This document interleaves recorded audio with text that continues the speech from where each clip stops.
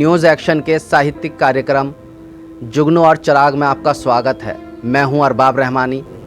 आज हम आपको रूबरू कराते हैं साहित्य के बिजनौर के एक ऐसे चिराग से जो अपनी रोशनी से निरंतर साहित्य को रोशन करने की कोशिश करता रहता है। हम चाहेंगे कि सबसे पहले आप अपना परिचय दें। मेरा नाम हितेश कुमार शर्मा। मेरे पिताजी डॉक्टर आर.पी. शर्मा, माता रामसुमरनी शर्मा। मेरी शिक्षा B.Com LLB, पेशे से वकील हूँ और दिल और दिमाग से शायर, कवि, साहित्यकार हूँ। मैंने बहुत सी पुस्तकें लिखी हैं, बहुत यात्राएं की हैं, तमाम हिंदुस्तान घूमा है।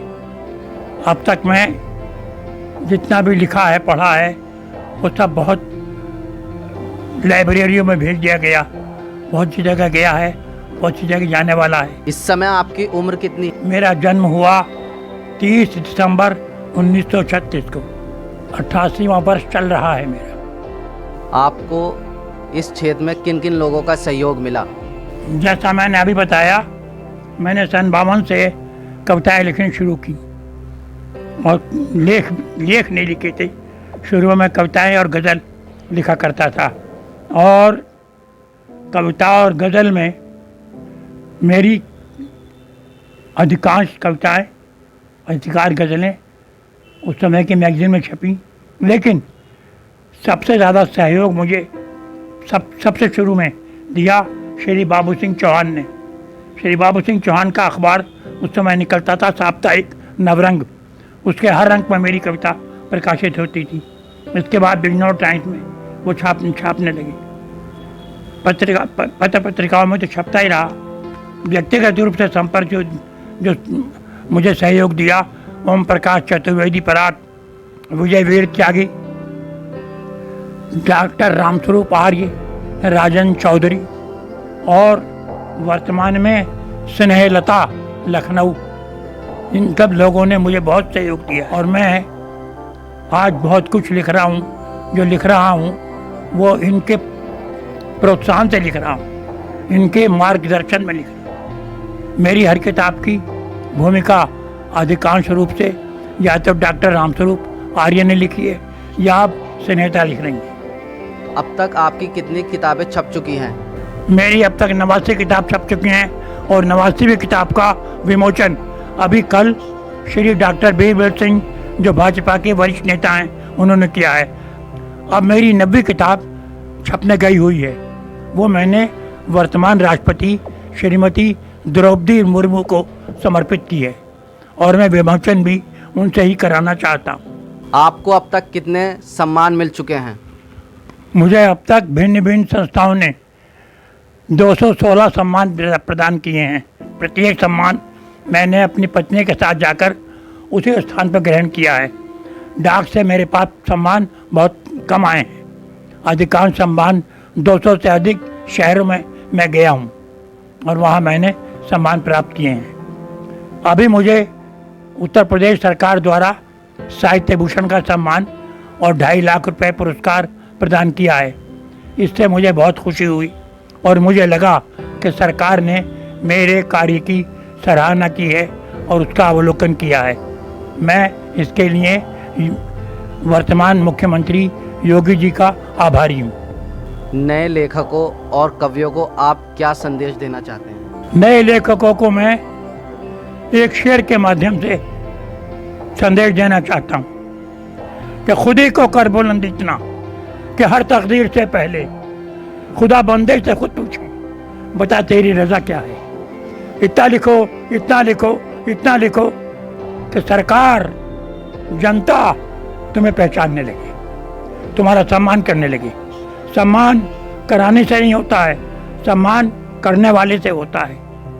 तो जब तक आप बढ़िया नहीं लिखेंगे, जब तक आप लगातार नहीं लिखेंगे, तब तक आपको सम्मान कोई नहीं देगा। वृद्धावस्था में अब आपकी दिनचर्या क्या है? मैं प्रातःकाल सुबह 6 बजे उठता हूँ। सबसे पहले मैं 2 छींके लगा रखे हैं, उन दोनों में दाना डालता हूँ चिड़ियों के लिए, जो चिड़ियाँ उड़ कर आती हैं, खाती हैं।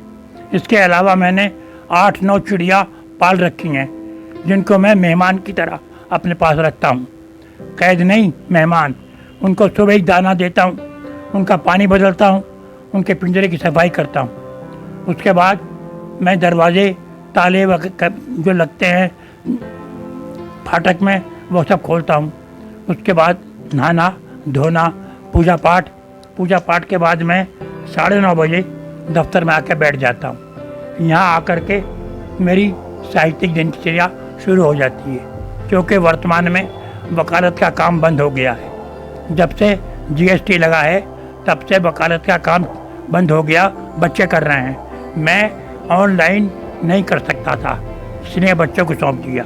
अब मैं पूरी तरह से साहित्य की सेवा कर रहा हूँ।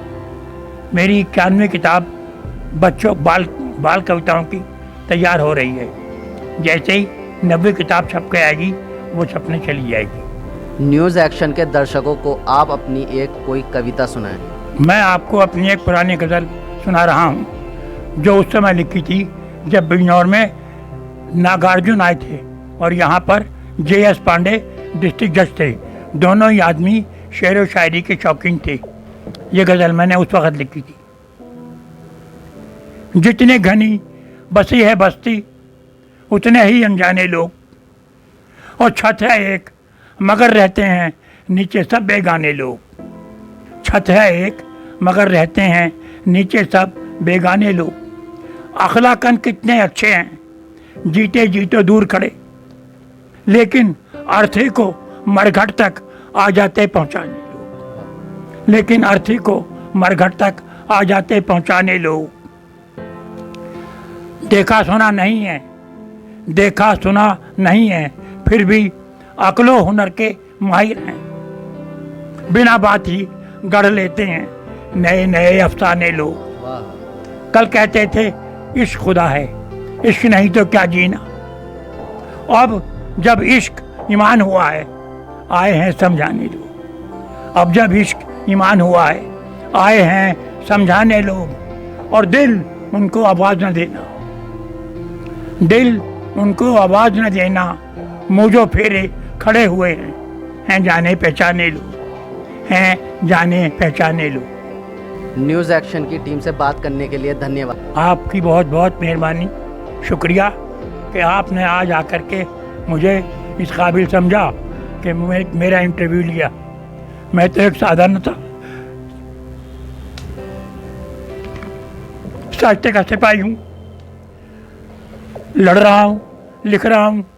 मेरी किताब मां मनुस्मर युद्धे, जिसकी भूमिका डॉक्टर गिरिराज ने लिखी है, वो इसी पर आधारित है कि जूझते रहो, लिखते रहो, चलते रहो।